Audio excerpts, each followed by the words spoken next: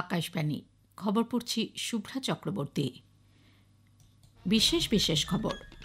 রাষ্ট্রপতি আজ ওড়িশার ভুবনেশ্বরে অষ্টাদশ প্রবাসী ভারতীয় দিবসের সমাপ্তি অনুষ্ঠানে ১৭ জন প্রবাসী ভারতীয় সম্মান প্রদান করবেন।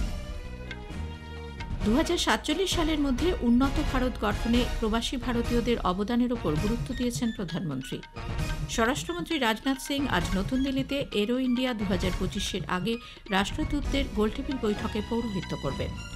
দিল্লি বিধানসভা নির্বাচনের জন্য বিজ্ঞপ্তি আজ জারি হবে। এর সঙ্গে শুরু হচ্ছে মনোনয়নপত্র জমা নেওয়ার কাজ। কেন্দ্রীয় তদন্ত সংস্থা সিবিআই প্রাক্তন অর্থমন্ত্রী পি চিদম্বরমের পুত্র কংগ্রেস সাংসদ কার্তি চিদম্বরমের বিরুদ্ধে নতুন করে দুর্নীতির একটি মামলা রুজু করেছে। উত্তরপ্রদেশে ১৩ জানুয়ারি থেকে শুরু হচ্ছে মহাকুম্ভ। আজ আকাশবাণীর কুম্ভবাণী চ্যানেলের সূচনা হবে। ভারত ও আয়ারল্যান্ডের মধ্যে মহিলাদের ৩টি একদিনের আন্তর্জাতিক ক্রিকেট ম্যাচের সিরিজ আজ শুরু হচ্ছে। আসছে বিস্তারিত খবরে। রাষ্ট্রপতি দ্রৌপদী মুর্মু আজ ভুবনেশ্বরের জনতা ময়দানে অষ্টাদশ প্রবাসী ভারতীয় দিবস সম্মেলনে অংশ নেবেন। গতকাল সন্ধ্যায় ওড়িশার রাজধানীতে পৌঁছে রাষ্ট্রপতি প্রায় ৭৫টি দেশ থেকে আসা অনাবাসী ভারতীয়দের উদ্দেশ্যে বক্তব্য রাখেন। গত বুধবার থেকে শুরু হওয়া ৩ দিনব্যাপী সম্মেলনের আজই শেষ দিন। সম্মেলনের আনুষ্ঠানিক উদ্বোধন করেন প্রধানমন্ত্রী নরেন্দ্র মোদী। রাষ্ট্রপতি মুর্মু বিভিন্ন ক্ষেত্রে শ্রেষ্ঠত্বের জন্য প্রবাসী ও ভারতীয় সম্মান প্রদান করবেন। ১৭ জনের হাতে এই পুরস্কার তুলে দেওয়া হবে। এই পুরস্কার হল অনাবাসী ভারতীয় বংশোদ্ভূত ব্যক্তি, প্রতিষ্ঠিত ও পরিচালিত কোনো সংস্থা বা প্রতিষ্ঠানকে প্রদত্ত সর্বোচ্চ সম্মান, যারা ব্যতিক্রমী সামাজিক ও মানবিক কাজের মাধ্যমে ভারতে বা বিদেশে উল্লেখযোগ্য অবদান রেখেছেন। ২০৪৭ সালের মধ্যে উন্নত ভারত গঠনে প্রধানমন্ত্রী নরেন্দ্র মোদী প্রবাসী ভারতীয়দের অবদানের উপর গুরুত্ব দিয়েছেন। ওড়িশার ভুবনেশ্বরে অষ্টাদশ প্রবাসী ভারতীয় দিবসের উদ্বোধনী অনুষ্ঠানে গতকাল প্রধানমন্ত্রী বিশ্বের উন্নয়নে গুরুত্বপূর্ণ ভূমিকা গ্রহণের জন্য প্রবাসী ভারতীয়দের প্রশংসা করে তাদের বিশ্বের রাষ্ট্রদূত হিসেবে উল্লেখ করেন। তারা ভারতীয় মূল্যবোধকে বিশ্বের দরবারে তুলে ধরেছেন। প্রধানমন্ত্রী জানান, গত ১০ বছরে তিনি বিশ্বের অনেক নেতার সঙ্গে সাক্ষাৎ করেছেন, যারা প্রবাসী ভারতীয়দের উচ্ছ্বসিত প্রশংসা করেছেন। নরেন্দ্র মোদী বলেন, গত এক দশকে দেশের ২৫ কোটির বেশি মানুষ দারিদ্র্যসীমা থেকে বেরিয়ে এসেছেন। সেই সঙ্গে বিশ্বের তৃতীয় বৃহত্তম অর্থনীতির দেশ হয়ে ওঠার পথে এগিয়ে চলেছে ভারত। পুনর্নবীকরণযোগ্য শক্তি, যুদ্ধ বিমান তৈরি, মেট্রো, বুলেট ট্রেন সহ সব ক্ষেত্রেই উৎকর্ষ সাধন করেছে ভারত। প্রবাসী ভারতীয়রা খুব শিগগিরই মেড ইন ইন্ডিয়া বিমানে দেশে ফিরে আসতে পারবেন বলে প্রধানমন্ত্রী আশা প্রকাশ করেন।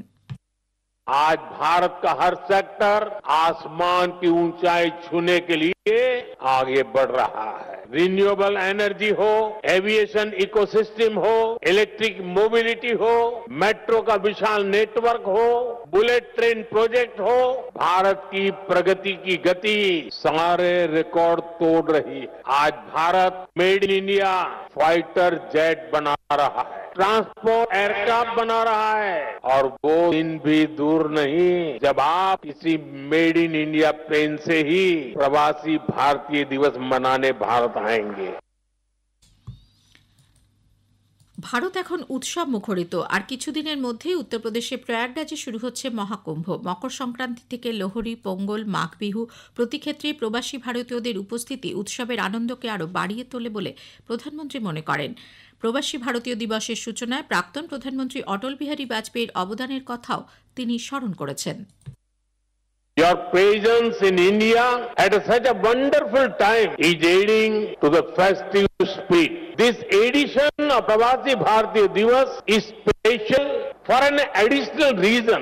We have gathered here just a few days after the birth centenary of Atal Bihari Vajpayee. His vision was instrumental to the program. It has become an institution to strengthen the bond between India and its diaspora. Together, we celebrate India, Indianness, our culture, our progress, and connect to our roots. বিভিন্ন সমস্যার সমাধানে বিশ্ব ভারতের দিকে তাকিয়ে রয়েছে বলে প্রধানমন্ত্রী মন্তব্য করেছেন। নতুন দিল্লিতে জিনোমিক্স ডেটা কনক্লেভে গতকাল তিনি ভার্চুয়ালি বক্তব্য রাখেন। জিনোম ইন্ডিয়া প্রকল্প দেশের জৈব প্রযুক্তির ক্ষেত্রে গতি এনেছে।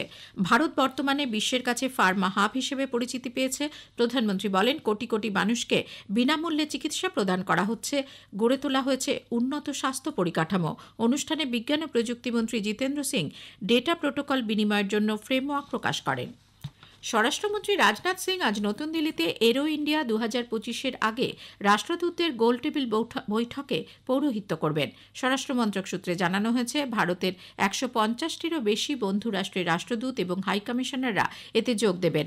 এশিয়ার বৃহত্তম এরো শোর পঞ্চদশ পর্ব এরো ইন্ডিয়া 2025 অনুষ্ঠিত হবে কর্ণাটকের বেঙ্গালুরুর ইয়েলাহাঙ্কায়। 10 থেকে 14 ফেব্রুয়ারি পর্যন্ত এই বিমান মহড়া চলবে। এরো ইন্ডিয়া বিদেশি কোম্পানিগুলির সঙ্গে ভারতের বিভিন্ন ফার্ম যারা দেশীয় পদ্ধতি এবং প্রযুক্তি ব্যবহার করে থাকে তাদের অংশীদারিত্বের ভিত্তিতে কাজের সুযোগ করে দেয়। প্রতিরক্ষা মন্ত্রক সূত্রে জানানো হয়েছে, এরো ইন্ডিয়ার প্রথম 3 দিন ব্যবসা বাণিজ্যের জন্য রাখা হয়েছে। 13 এবং 14 তারিখ সাধারণ মানুষকে মহড়া দেখার সুযোগ দেওয়া হবে। দিল্লি বিধানসভা নির্বাচনের জন্য বিজ্ঞপ্তি আজ জারি হবে। এর সঙ্গেই শুরু হবে মনোনয়নপত্র জমা নেওয়ার কাজ। আগামী 17 জানুয়ারি পর্যন্ত প্রার্থীরা মনোনয়ন জমা দিতে পারবেন। 20 জানুয়ারি মনোনয়ন প্রত্যাহারের শেষ দিন। দিল্লি বিধানসভা নির্বাচনের ভোট গ্রহণ হবে আগামী 5 ফেব্রুয়ারি। ত্রিপুরা বিধানসভার শীতকালীন অধিবেশন আজ থেকে শুরু হচ্ছে। রাজ্যপাল ইন্দ্রসেনা রেড্ডি নাল্লুর ভাষণের মধ্য দিয়ে বছরের প্রথম অধিবেশন শুরু হবে। অধিবেশনে একাধিক বিল, বেসরকারি প্রস্তাব আনা হবে বলে রাজ্যের পরিষদীয় মন্ত্রী রতনলাল নাথ জানিয়েছেন। অধিবেশন চলবে 15 জানুয়ারি পর্যন্ত। এ খবর প্রচারিত হচ্ছে আকাশবাণী থেকে। আমাদের সংবাদ শোনা যাবে ইউটিউব চ্যানেল আকাশবাণী সংবাদ বাংলা, ফেসবুক ও ইনস্টাগ্রাম আকাশবাণী সংবাদ কলকাতা এবং এক্স হ্যান্ডেল AIR নিউজ কলকাতাতে। এবার মহাকুম্ভের খবর।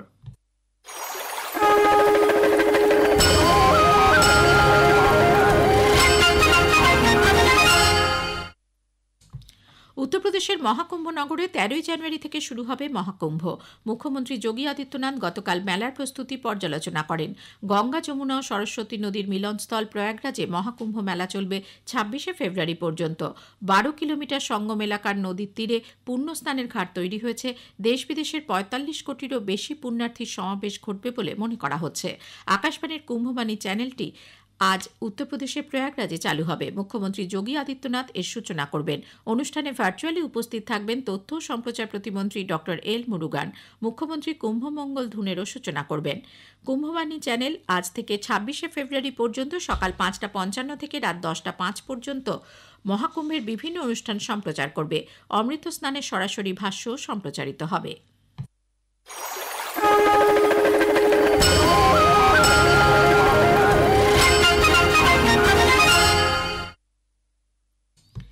কেন্দ্রীয় তদন্ত সংস্থা সিবিআই প্রাক্তন অর্থমন্ত্রী পি চিদম্বরমের পুত্র কংগ্রেস সাংসদ কার্তি চিদম্বরমের বিরুদ্ধে নতুন করে দুর্নীতির একটি মামলা রুজু করেছে।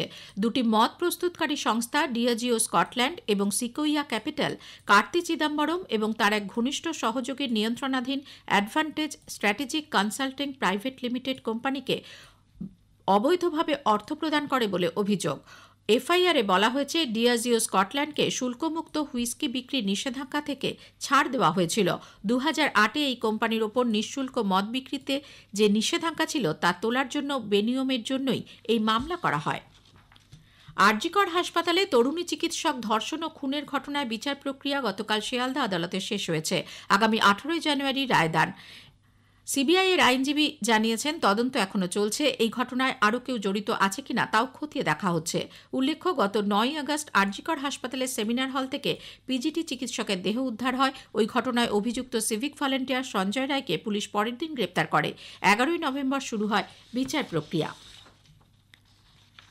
ভারত ও আয়ারল্যান্ডের মধ্যে মহিলাদের 3টি একদিনের আন্তর্জাতিক ক্রিকেট ম্যাচের সিরিজ আজ শুরু হচ্ছে। গুজরাটের রাজকোটে খেলা শুরু সকাল 11টায়।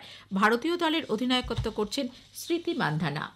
মালয়েশীয় ওপেন ব্যাডমিন্টনে ভারতের জুটি চিরাগ শেট্টি, সাত্বিক সাইরাজ, রানকিরেড্ডি আজ কুয়ালালামপুরে কোয়ার্টার ফাইনালে মালয়েশীয় জুটি ওং ইউসিন ও তিও ইর মুখোমুখি হবেন। এর আগে এই ভারতীয় জুটি প্রি কোয়ার্টার ফাইনালে মালয়েশীয় জুটি আয়ুব আদ্রিয়ান ও তান উইকিয়ংকে 21-15, 21-15 হারিয়ে দেন। শেষ করার আগে খবরের বিশেষ অংশ আরও একবার। রাষ্ট্রপতি আজ ওড়িশার ভুবনেশ্বরে অষ্টাদশ প্রবাসী ভারতীয় দিবসের সমাপ্তি অনুষ্ঠানে 17 জনকে প্রবাসী ভারতীয় সম্মান প্রদান করবেন। দিল্লি বিধানসভা নির্বাচনের জন্য বিজ্ঞপ্তি আজ জারি হচ্ছে। এর সঙ্গে শুরু হবে মনোনয়নপত্র জমা নেওয়ার কাজ। উত্তরপ্রদেশে 13 জানুয়ারি থেকে শুরু হচ্ছে মহাকুম্ভ। আজ আকাশবাণীর কুম্ভবাণী চ্যানেলের সূচনা হবে। খবর শেষ হলো। এরপর শুনুন স্থানীয় সংবাদ।